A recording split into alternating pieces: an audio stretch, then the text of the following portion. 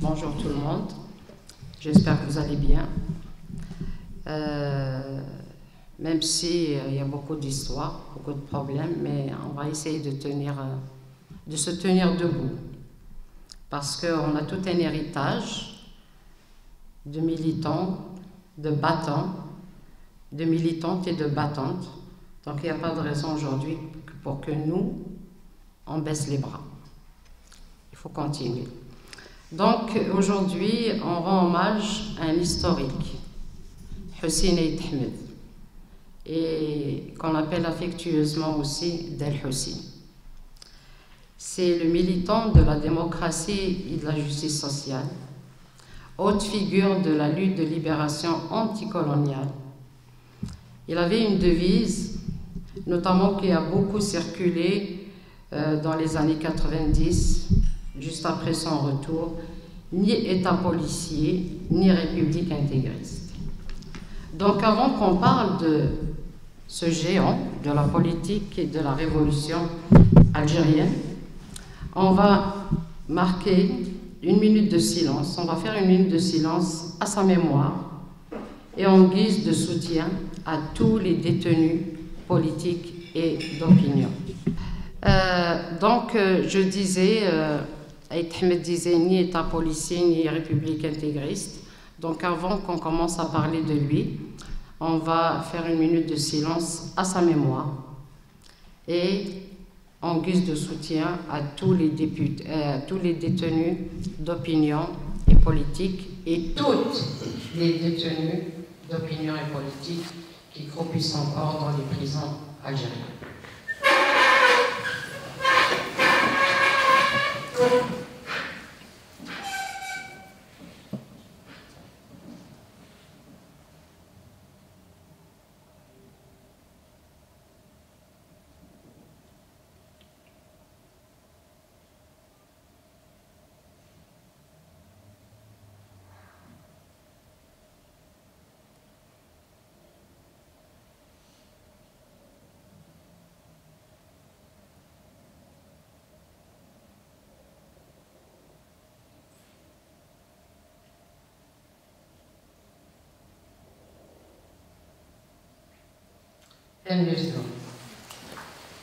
Merci.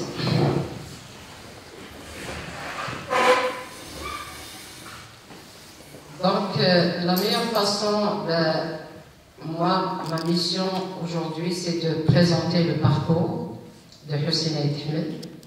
Présenter, c'est de reprendre sa citation ou ses citations. Je suis l'un des premiers maquisards de l'Algérie, puisque j'ai pris le maquis depuis 1945. Et depuis 1945, je n'ai pas retrouvé jusqu'à ce jour une vie normale en Algérie. J'ai quitté mes études au lendemain des événements de Sétif.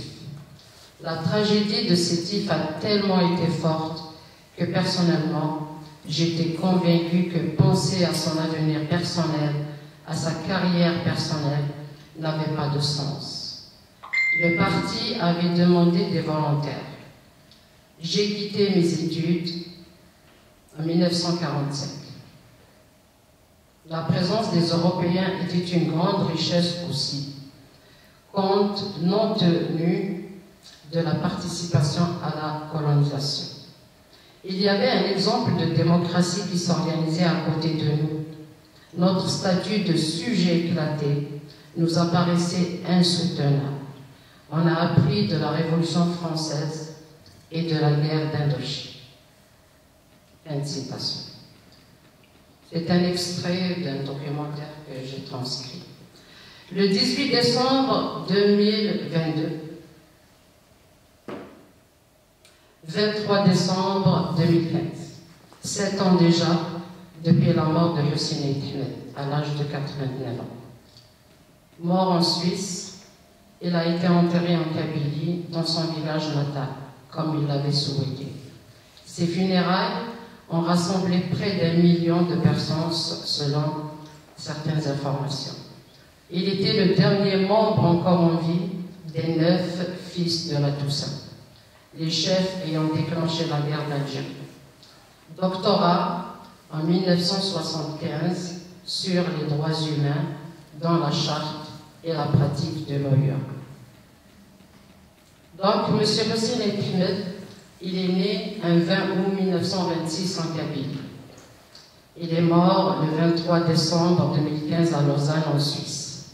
À 16 ans, il adhère au PPA, Parti du peuple algérien.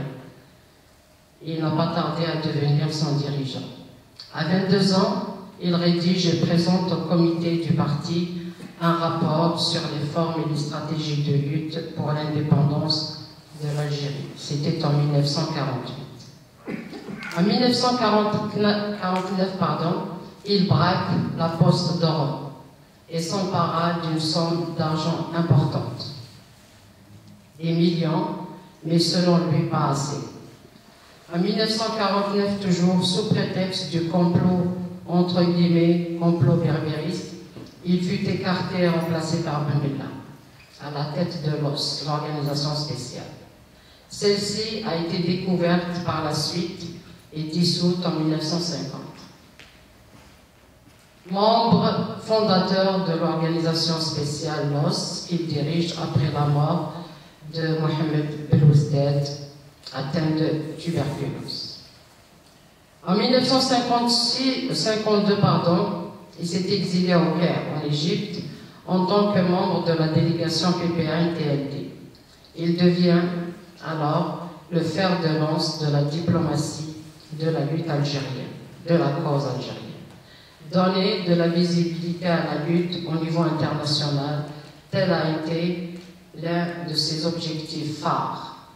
En 1953, conférence des partis socialistes en Birmanie, il a réussi à décrocher une résolution: soutenir la libération de l'Afrique du Nord.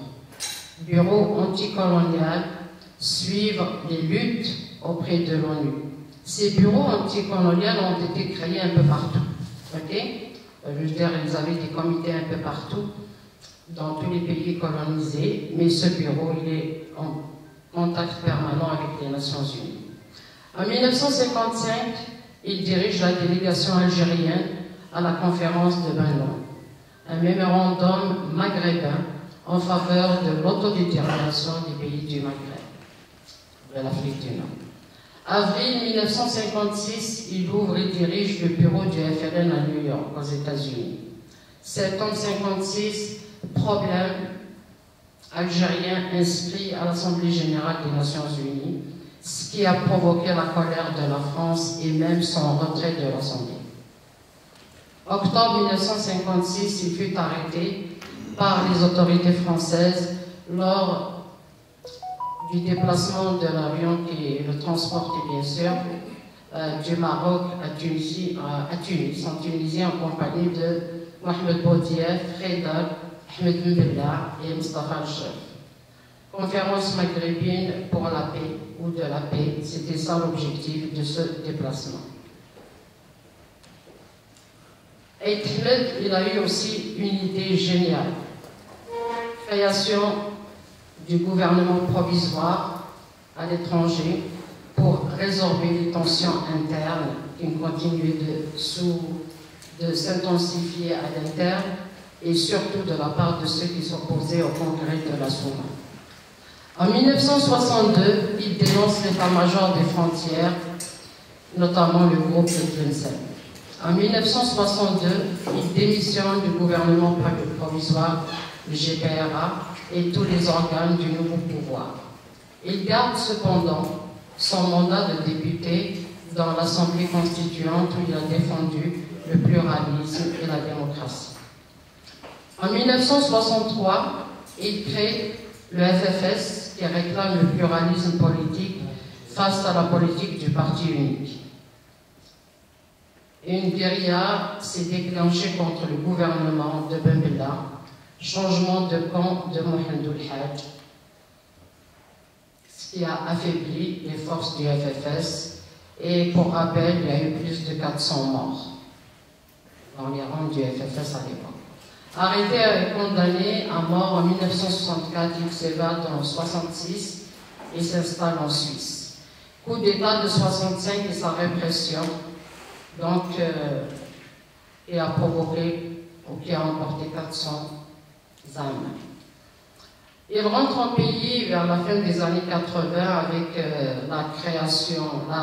la récréation démocratique pour le quitter après l'assassinat de Boudiaf en 92. À l'origine de plusieurs initiatives de sortie de crise, mais qui ont été toutes rejetées ou ignorées par le pouvoir. En 1995, par exemple, il y a eu le contrat de Rome ou la plateforme de Saint-Egidio, qui réclamait notamment l'alternance au pouvoir, la non-violence, la liberté et surtout la non-violence pour accéder ou se maintenir au pouvoir. En 1999, candidat aux élections présidentielles, il se retire pour dénoncer la fraude et le choix de Bouteflika, ou ce qu'on pourrait appeler le choix annoncé de Bouteflika. Pour terminer, on ne pourra que redire la place et le rôle de Hussein Dimed, haute figure de la lutte de libération anticoloniale algérienne. Issu du terroir, mais d'une famille de l'élite kabyle, d'une culture étendue, il fut jusqu'au 22 octobre 1956 une figure clé de l'Algérie. Mais il joua ultérieurement un rôle non négligeable du fait des contacts qu'il continue à avoir à travers des grilles et des murs de la prison de la Santé, puis du fort Ledo, des châteaux de Turcan et finalement dans l'eau. On signera simplement le rôle qu'il eut en 54-58 dans la constitution du gouvernement provisoire de la République algérienne. Le premier GPRA présidé par Farhad Abbas fut mis sur pied le 19 septembre 1958. Ceci dit, Hussein Dimed a été, dans son parcours, à milieu des réseaux claniques entremêlés sur le terrain de la lutte armée qui aboutirent au système politique de l'Algérie indépendante. Hussein Dimed était un démocrate dont on comprend qu'il a été tôt éliminé, peu après l'indépendance, du système de pouvoir autoritariste, militaro-mafieux et obscurantiste qui fut une idéologie réactionnaire du fils et plomba lourdement durant plusieurs lustres l'Algérie libre. Quelques indices laissent espérer qu'elle pourra peut-être s'en relever dans les années qui viennent, si le destin le veut. Donc cet extrait que je viens de lire, il appartient à un certain Gilbert Meunier. C'est un professeur français à l'université de Nancy qui voulait à sa manière, il était historien aussi, qui voulait à sa manière raconter un peu Hussein Dimed. Voilà, donc j'ai essayé, je sais qu'il y a beaucoup de choses à raconter sur l'homme, donc je cède le micro à Hassan Ziani pour continuer. Merci.